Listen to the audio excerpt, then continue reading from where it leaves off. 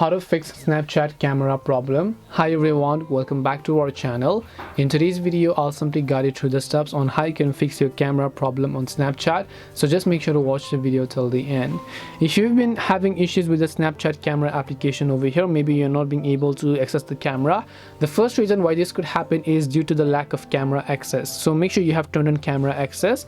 Even if you have turned on camera access and you're not being able to access the camera on Snapchat app, it means that Snapchat app is lacking the camera access. Now in most cases, to fix this, what you want to do is simply go ahead and then long press the Snapchat app icon if you are on Android, then tap the I button to come to the app information page. Then you want to simply go to the permissions tab, go to camera, make sure it is set to allow while using the app. This way Snapchat will be able to access your camera and not give you those specific errors. So this way you can fix the camera problem in Snapchat. Hope this video was very helpful to you guys, and if it did help you, make sure to leave a like and subscribe to our channel, and if you have got any questions, feel free to leave them down. Thank you for watching till the end, and see you in the next video.